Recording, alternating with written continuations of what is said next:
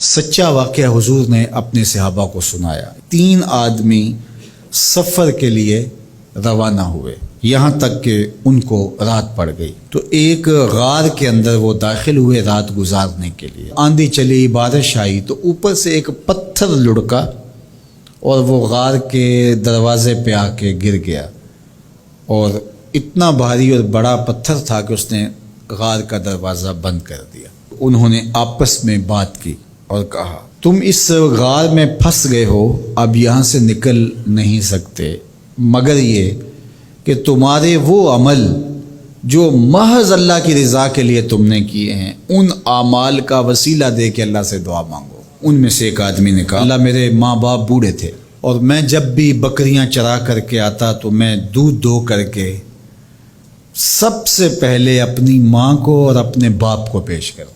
ایک دن میں سرسبز درختوں کی تلاش میں بکریاں لے کے کوئی چارہ کوئی درختوں کی تلاش میں دور نکل گیا۔ میں جب واپس پلٹا دونوں سو چکے تھے۔ میں نے یہ مناسب نہ سمجھا کہ میں ان کو جگاؤں، بیدار کروں کہ اٹھو دودھ پی لے، لیکن اب سارا دن وہ بھوک سے تھے تو اچانک آنکھ کھلے اور بھوک کی شدت سے تڑپے تو میں وہاں سے ہٹ بھی نہیں سکا۔ تو کہتا ہے کہ میں بچوں کو نظر انداز کیا اور ماں باپ کے جاگنے پہ دھیان رکھا اور یوں ساری رات بیت گئی۔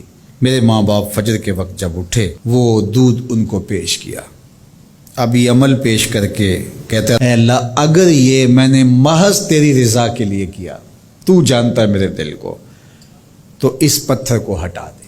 تو پتھر تھوڑا سا سرک گیا، لیکن اتنا نہیں تھا کہ وہاں سے یہ باہر نکل سکے۔ اب دوسرے کی باری آئی، اس نے کہا، اے اللہ میرے چچا کی ایک بیٹی تھی جو مجھے بہت زیادہ محبوب تھی، مرد عورت کے ساتھ جتنی محبت کرتا ہے اس طرح میرا اس کی طرف رجحان قلب تھا، تو میں نے اس کو اپنی خواہش کی تکمیل کے لیے کئی بار کہا، لیکن اس نے کہا کہ یہ نہیں ہو سکتا۔ اور پھر ایک دن حالات نے اس کو مجبور کر دیا، فاقہ زدہ حالات ہو گئے، غربت آ گئی، تو اس نے مجھ سے اپنی حاجت طلب کی، تو میں نے اس کو 120 دینار دیے، لیکن اس شرط پہ کہ تم اپنا جسم میرے سپرد کرو گی۔ اب مجبوری سے اس نے کہا ٹھیک ہے، لیکن میں نے دیکھا کہ اس کا وجود اللہ کے خوف سے کانپ رہا تھا، اور مجھے کہنے لگی اتق اللہ، اللہ سے ڈر اور اس کی حدوں کو نہ توڑ۔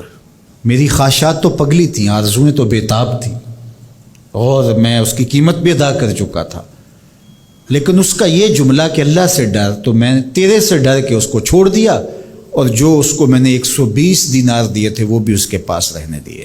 اللہ میرے اس مخفی عمل کو تو ہی جانتا ہے، تو اگر میں نے تیری رضا کے لیے ایسا کیا تو اس پتھر کو ہٹا دے۔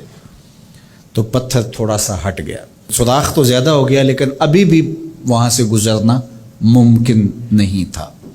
اب تیسرے نے کہا، اے اللہ میں مزدوروں سے کام لے رہا تھا اور ان کی مزدوری میں نے دے دی، ایک مزدور بتائے بغیر چلا گیا، تو میں نے کیا کیا کہ اس کے مزدوری کے پیسے کاروبار میں لگا دیے، کاروبار میں برکت ہوئی، اور بہت زیادہ وہ کاروبار جو اس کی مزدوری سے شروع کیا گیا تھا پھیل گیا۔ تھوڑی سی مزدوری تھی لیکن کاروبار بہت پھیل گیا۔ اب میں اس کے اندر کچھ ایک آنا ٹگا نہیں لیا۔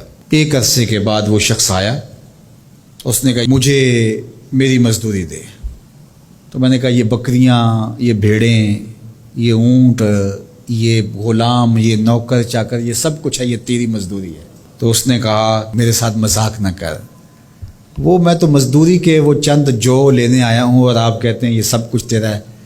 تو اس نے ساری صورتحال بتائی، تو اس نے وہ ساری بکریاں، وہ سارے اونٹ، ساری گائے اور سارے غلام ہانکے اور چل دیا۔ کہا اے اللہ اگر یہ عمل میں نے تجھے راضی کرنے کے لیے کیا تھا تو پتھر کو ہٹا دے۔ تو حضور نے فرمایا وہ پتھر ہٹ گیا اور یہ چلتے ہوئے باہر آ گئے۔ جب اللہ کی رضا کے لیے کام کیے ہو تو مشکلوں سے نکلنے کے راستے ملتے۔ ایک روایت میں آتا ہے جو آسانی کے وقت اللہ کو فراموش نہیں کرتا، اوکھے ویلے اللہ اس کو فراموش نہیں کرتا۔ ہم تو کسی مصیبت میں پھنسے تو چالاکیاں کرتے ہیں، کوئی چالاکی، کوئی مکر کہ اس سے نکلیں۔ تو مصیبت میں پھنسیں تو دعا کے لیے ہاتھ پھیلا لیں اور اچھے اعمال کا اللہ کی بارگاہ میں وسیلہ پیش کریں۔ تو زندگی میں ایسا ذخیرہ اعمال کا جمع کرو کہ جب